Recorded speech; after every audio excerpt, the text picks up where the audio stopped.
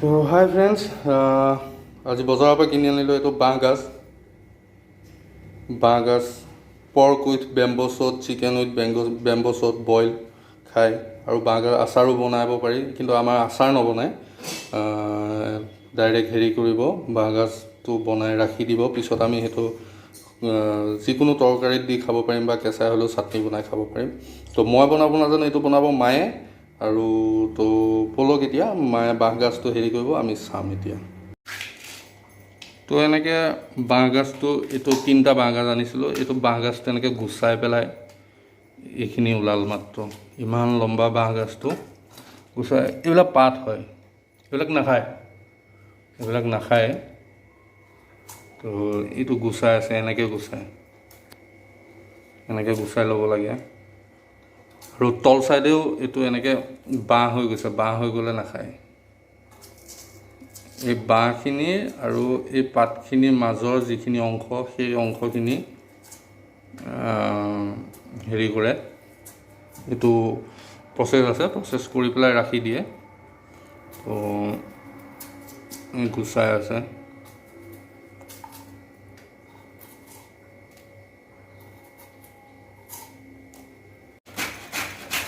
তো দেখিছে আপোনালোকে, এইটো ধুনীয়াকৈ কাটি কৰি লৈ, এইটো ধুই কৰি লৈ এনেকৈ এই চাটনি বনোৱা এখন পিহনাখনত মাৰি দিয়া গৈছে। এইটো কিন্তু গাঁওবিলাকত ঢেঁকীত খুন্দে, এইটো এনেকৈ টুকুৰা টুকুৰকৈ চকলকৈ কাটি লৈ ঢেঁকীত খুন্দে। এতিয়া আমাৰ যিহেতু ঢেঁকী নাই, তো এনেকেই বস্তুটো প্ৰচেছ কৰিব লগা হৈছে। ভিতৰটো ফোপোলা থাকে বাঁহগাজৰ, এনেকুৱা ফোপোলা থাকে, সেইকাৰণে হেৰি কৰিব অকণমান কষ্ট হয়। এনেকৈ ফোপোলা থাকে বাঁহগাজৰ ভিতৰটো, তো সেইটো কাৰণে অকণমান পিহনাখনত মাৰোঁতেও কষ্ট হয়।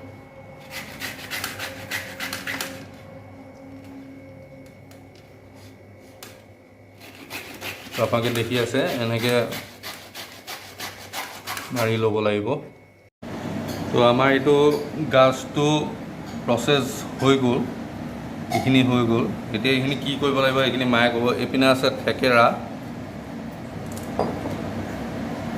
আছে, তো বাকীখিনি মায়ে কৈ আছে কি কৰিব লাগিব। এতিয়া মানে কথাটো হ'ল, আগৰ পৰা দেখিছোঁ, মামাহঁতে হওক বা আমাৰ ঘৰত আগতেও দেখিছোঁ, থেকেৰাটো বটলত সোমোৱাই থয়, তাতে থেকেৰা 2 পিচমান দি দিয়ে। বটলত সোমোৱাই থোৱাৰ পিছত তাতে থেকেৰা 2 পিচমান দি দিয়ে। তেতিয়া কি হয়, মানে টেঙাটো হয়, আৰু গাজ টেঙা বুলি যোনটো কয়, গাজ টেঙাটো হয়। কিন্তু মই যিহেতু অলপমান, মোৰ কাৰণে অলপ আঁতৰাই থ'ম, মানে সেইটো মাংস আনিলে মানে বাঁহগাজ দি বনাবলৈ, সেইটো কাৰণে সেইটো প্ৰচেছটো অলপ বেলেগ টাইপত হ'ব।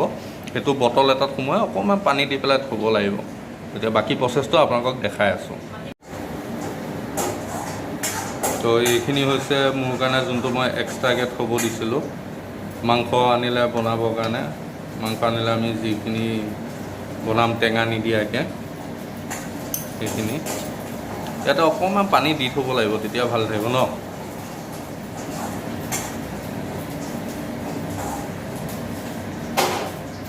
হৈ যাব, বেছি হ'ব। তলফালে খালিয়ে আছে বোলে বটলটো।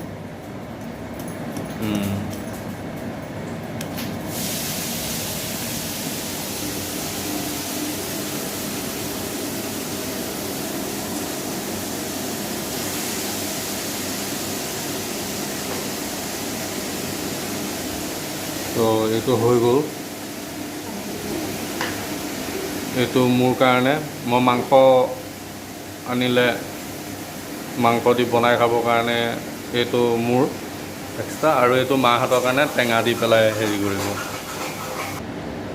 তো এইখিনি থেকেৰাখিনি দি দিলে, গাজ টেঙাখিনি দিলে, তাৰপিছত থেকেৰাখিনি দিলে, তাৰ ওপৰত গাজ টেঙাখিনি দি দিব। তেতিয়া কি হ'ব, তেতিয়া থেকেৰাৰ টেঙাটো ইয়ালৈ গুচি আহিব।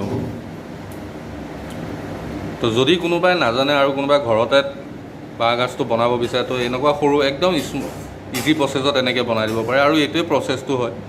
গাঁৱত ধৰি লওক ঢেঁকীত খুন্দে, কিবা কৰে, বাট এনেকৈ আপোনালোকে বনাই হেৰি কৰিব পাৰে সুন্দৰকৈ। তো হৈ গ'ল। ইয়াত পানী দিব লাগিব। 1 ছেকেণ্ড।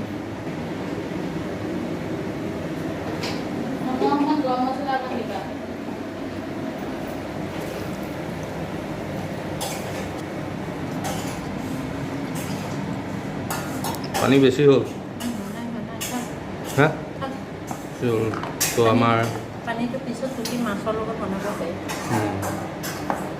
তো আমাৰ গাছ ৰেডি হৈ গ'ল এইটো চব পানী নাই একেবাৰে কম টেঙা দিছোঁ যে অঁ পানী অঁ এইটো পানী ওলাব টেঙা দিলে পানীটো ওলাই যাব তো আমাৰ গাছ ৰেডি হৈ গ'ল আপোনালোকে এনেকৈ বনাই খাব কেনেকুৱা পালে কমেণ্টত জনাব গাছটো বনাই ঠিক আছে তো বাই বাই আৰু যদি ভিডিঅ'টো ভাল পাইছে তেনেহ'লে লাইক কৰিব শ্বেয়াৰ কৰিব কমেণ্টটো কৰিবই লগতে মোৰ ভাল লাগিব কাৰণে ছাবস্ক্ৰাইবটো কৰি দিব থেংক ইউ